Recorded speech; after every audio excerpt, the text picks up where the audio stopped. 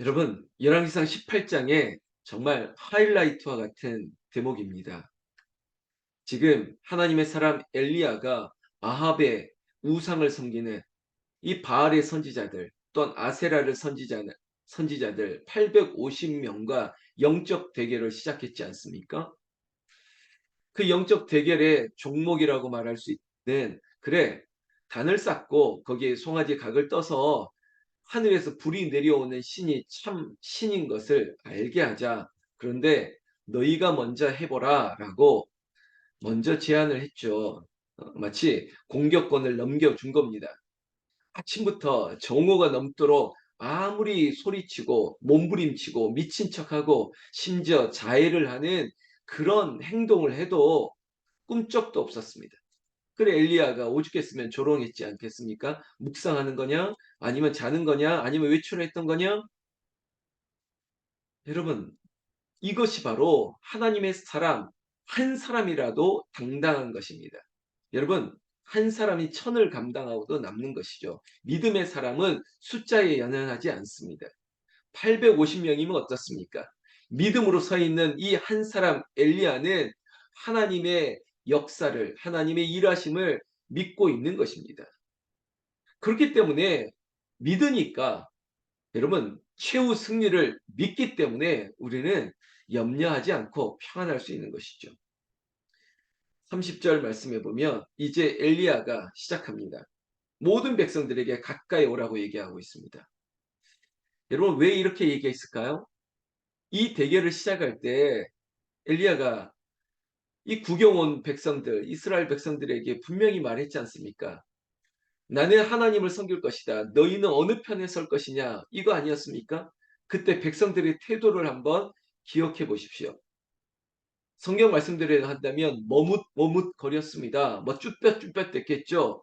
이게 어정쩡하게 이거 엘리야 앞에 서야 되는가? 아니면 저 아합의 선지자들 앞에 서야 되는가? 눈으로 보니까 압도적으로 바알과 아스라의 선지자들이 이길 것 같은 거죠.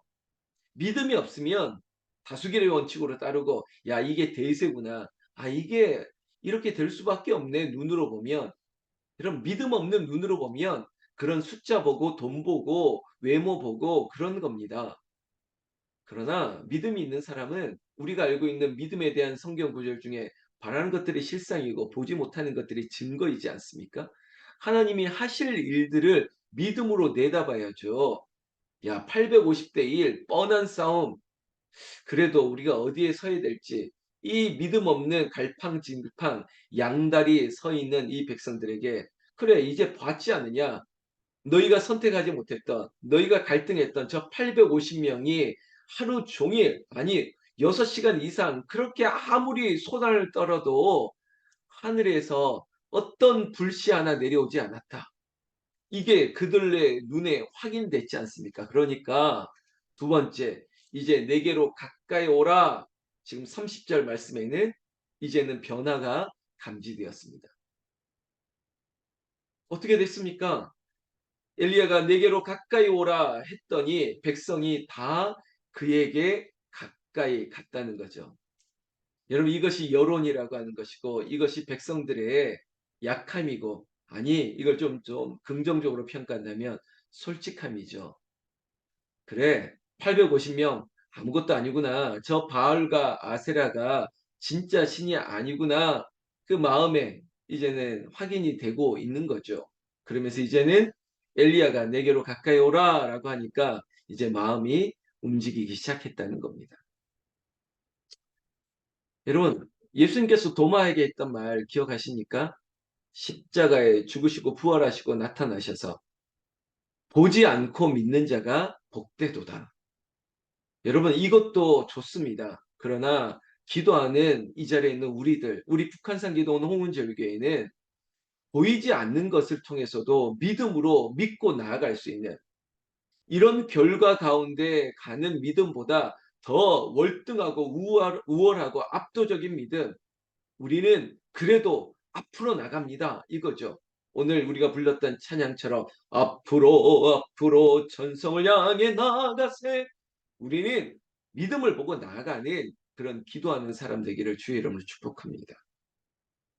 자, 야곱이 이 가까이 온 이 백성들 앞에서 여호와의 제단을 수축합니다. 쌓습니다. 왜? 번제를 드려야 되니까.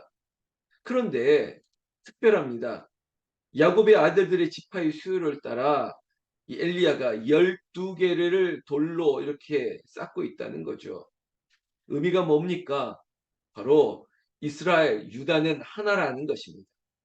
지금 북이스라엘은 두 개 지파를 남쪽에 빼고 이 유다와 베냐민을 빼고 10개 지파가 연합을 한 거 아닙니까? 그러니까 갈라진 거예요. 지금 엘리야는 다시 한번 야곱이 12 그 아들로 시작했던 12지파 통일된 하나된 나라를 지금 바라보고 있다는 것입니다. 이것이 회복이죠. 분단된 조국 우리도 기도하고 있지 않습니까? 하나된 나라, 이 남과 북이 하나 되기를 우리가 포기하지 말아야죠. 지금 엘리야는 이 12개의 돌을 취해서 이제 하나님 앞에 번제를 드리고자 준비하고 있습니다. 32절에 보면 그가 여호와의 이름을 의지하여 그 돌로 제단을 쌓았다고요. 그리고 제단을 돌아가며 곡식종자 두세 알을 둘 만한 도랑을 만들었습니다. 그 제단 주변에 도랑을 파고 두세 알은 약 15리터라고 얘기하고 있습니다. 그렇게 도랑을 팠습니다. 그리고 나서 했던 게 의외입니다. 여러분 자연적인 발화, 시골에서 불 피워 보신 분 있지 않습니까? 장작을 마른 장작을 씁니까? 아니면 갓 해온 장작을 씁니까? 마른 장작을 써야죠. 물기가 없어야지 불이 붙는 거 아니겠습니까? 그런데 이런 자연의 순리를 거스리고 있습니다. 33절부터 보면 통 넷에 물을 채우다가 번제물과 나무 사이에 막 붓기 시작한다는 거죠. 그것도 3번이나 그랬습니다. 35절을 보니까 얼마나 그렇게 물을 부었으면 물이 제단으로 흐르고 또랑에도 물이 가득 찼다라고 얘기하고 있습니다. 여러분 이런 제단에 아무리 자연적인 발화, 우리가 신문지에 불을 붙이고 그렇게 가스 토치로 불을 붙인다 한들 물이 먹은 나무 제단에 그것도 돌에 또랑에 물이 철철철 넘치는 그곳에 불이 붙을 리가 있겠습니까? 이거는 인간의 아니면 자연적인 이런 어떤 현상이 아닐 것이라는 것을 우리는 가늠할 수 있는 대목이라는 것입니다. 또 반면으로 얼마나 자신감이 넘쳤으며 이 일이 하나님이 하시면 능치 못할 것이 없다라고 하는 이 믿음, 하나님을 전적으로 신뢰하는 엘리야의 믿음이죠. 이런 행동이 이어졌다는 것입니다. 36절에 보면 저녁 소재 드릴 때 이르러 여러분 이것도 마찬가지입니다. 여러분 뜨거운 나라다 보니까 우연하게 이게 어쩌다가 불이 붙을 수 있다 하지만 이제는 해가 저물 때입니다. 그때 모든 게 분리할 때 여러분 이 제단에도 물에 젖었고 아니 물이 젖을 정도가 아니라 물이 넘쳐 흐를 정도고 게다가 어두울 때가 됐습니다. 이 모든 게 그저 쉽게 될 일이 아니죠. 어떤 점에서 지금 하늘에서 불이 내려서 불이 붙었을 때 이긴다라고 하는 영적 싸움 전쟁 아닙니까? 근데 그때 이 모든 불리한 조건에서 그제서야 36절에 보면 엘리야가 나아가서 말합니다. 그 이전에 850명의 우상을 섬기는 선지자들은 여러분 막 미친 듯이 했지 않습니까? 막 뛰놀고 나중에는 칼과 창으로 자해하며 피를 흘리면서도 외쳤지만 꿈쩍없던 그런 장면을 우리가 비교해서 생각해 보면 엘리야는 그저 나아가서 말했습니다. 이거 기도죠. 이렇게 기도합니다. 아브라함과 이삭과 이스라엘의 하나님, 이게 바로 엘리야의 기도의 시작이었습니다. 아브라함의 아들이었던 아브라함과 이삭과 이스라엘의 하나님, 하나님께서는 이스라엘 중에 하나님이신 것과 내가 주의 종인 것과 내가 주의 말씀대로 이 모든 일을 행하신 것을 오늘 알게 하옵소서. 이게 바로 엘리야의 기도였다는 것입니다. 아브라함과 이삭과 그리고 이스라엘의 하나님, 야곱의 하나님, 하나님이신 것을 여기에서 알게 하여 주시옵소서. 우리 사랑하는 새벽을 깨우는 성도 여러분, 제가 지금 이 기도처럼 하나님께 정말 매달리고 절박하게 끈질기게 기도합니다. 하나님 모든 게 불리하다고 말하는 이 상황 가운데 하나님이 하나님 되신 것을 알게 하여 주시옵소서. 하나님 역전하게 하시고 하나님이 반석에 세우시는 일들을 더하여 주시옵소서. 이게 바로 믿음의 기도인 것입니다. 37절에도 여호와여 응답하소서 내게 응답하소서 이 백성에게 주 여호와는 하나님이신 것과 주는 그들의 마음을 되돌이키심을 알게 하옵소서. 이러면 하나님 되심을 알게 하고 그들이 회개하고 다시 우상을 섬기는 거에서 이제 하나님만 섬길 수 있도록 마음을 돌이켜 달라는 것이죠. 얼마나 위대한 기도입니까? 여러분 그때 우리 성가대나 또 우리 교회에서 정말로 한 번쯤은 했을 만한 찬양이죠. 엘리야의 하나님. 그 대목을 우리가 볼 수 있는 하늘의 역사가 시작되었습니다. 38절에 이에 여호와의 불이 내려서 번제물과 나무와 돌과 흙을 태우고 또 도랑의 물을 핥은지라. 엘리야의 하나님, 엘리야의 하나님이 하나님이 되신 것을 저 하늘에서 불이 떨어져서 지금 제단에 뭐 번제물, 송아지, 나무, 돌, 흙, 또랑에 있는 물까지 싹 태웠다는 것입니다. 이게 인위적으로 사람이 할 일입니까? 하나님이 불이 떨어졌다는 겁니다. 이걸 분명히 백성들이 보았던 것이죠. 얼마나 놀랍고 두려웠겠습니까? 말 그대로 하나님을 경외할 수밖에 없는 상황에 도래한 것이죠. 그러니 39절에 백성이 보고 엎드려 말하되 여호와 그는 하나님이시로다. 여호와 그는 하나님이시로다 하니 여러분 엎드릴 수밖에요. 특별히 우상 숭배를 했던 죄 지은 백성들은 엎드릴 수밖에요. 두렵겠죠. 이 불이 나에게 재앙으로 떨어지면 어떡하겠습니까? 하나님이신 걸 알게 되었다는 겁니다. 이 두 번이나 반복하는 문장에서 알 수 있는 거죠. 하나님이 두려운 거예요. 이게 바로 돌이킴, 회개의 시작입니다. 여러분 죄를 두려워해야죠. 그리고 하나님께서 이 죄에 대해서 얼마나 크게 분노하신다는 걸 알아야죠. 그래야 우리가 죄 짓지 않는 거죠. 함부로 살지 않는 거예요. 우리의 입술과 우리의 말과 우리의 마음과 묵상, 생각까지도 여러분 죄에 대해서 경계해야죠. 그리고 하나님을 두려워할 줄 알아야죠.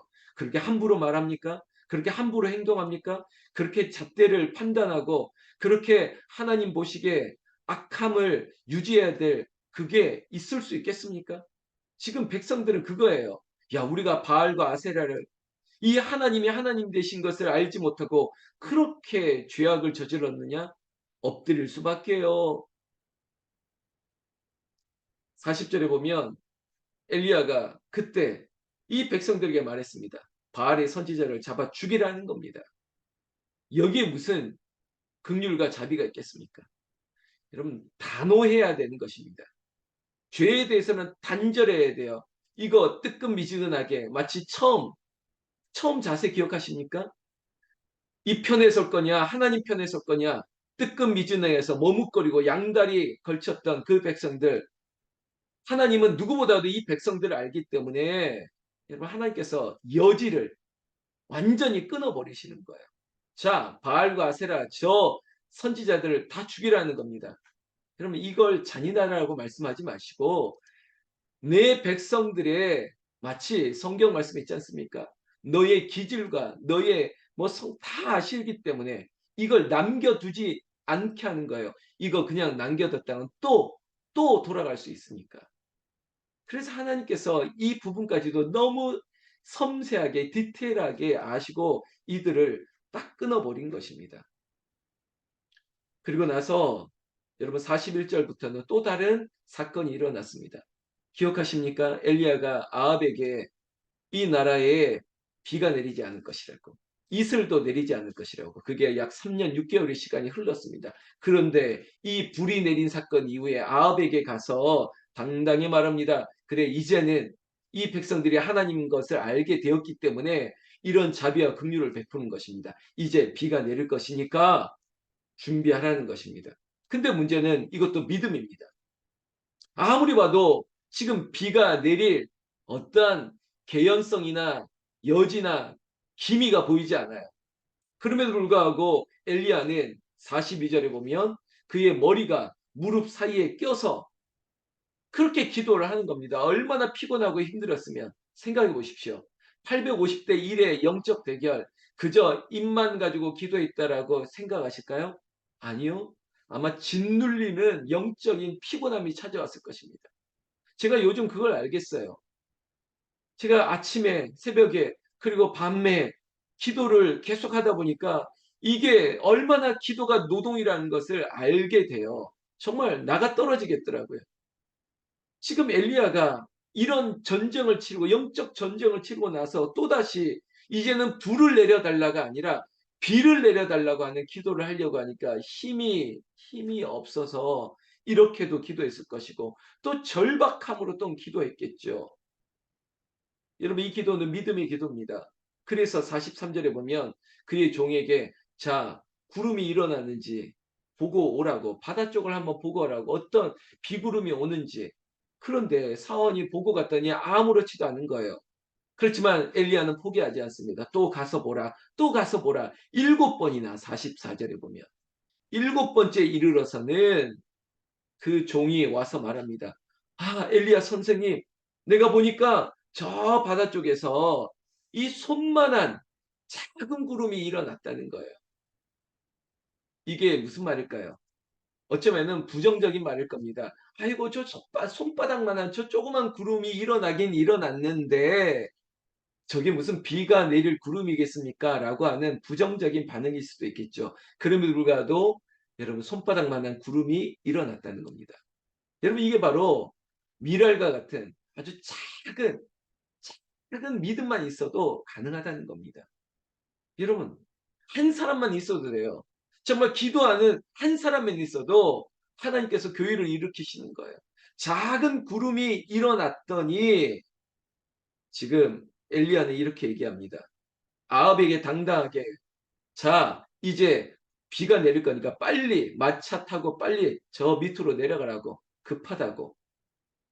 이게 바로 믿음의 행동이고 권기입니다. 확신입니다. 비가 내린다. 그러니까 내려가라. 여러분 그랬더니 어떻게 됐습니까? 45절에 조금 후에 구름과 바람이 일어나 하늘이 깜깜해지고 큰 비가 내렸다는 겁니다. 여러분 그냥 비도 아닙니다. 큰 비가 내렸다는 겁니다. 여러분 비를 준비하시는 하나님이 우리 교회 위에 그리고 여러분들의 가정 위에 여러분들의 삶 위에 하나님께서 큰 비를 내려주시기를 은혜의 단비를 이른 비와 늦은 비를 내려주시기를 예수님의 이름으로 축원합니다. 축원합니다. 46절에 보면 이제 여호와의 능력이 엘리야에게 임하니까 이 피곤했던 몸이 일어나서 여러분 한 걸음에 다른 박질에서 아합에게까지 달려갔다라는 것이 마지막 구절의 이야기입니다.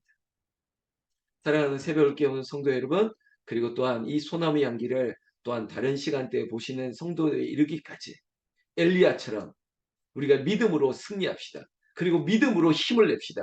믿음으로 감당할 수 없는 그 일들까지 하나님께서 힘과 은혜와 능력을 주시기를 나는 우리 주 예수님의 이름으로 축원합니다. 축원합니다.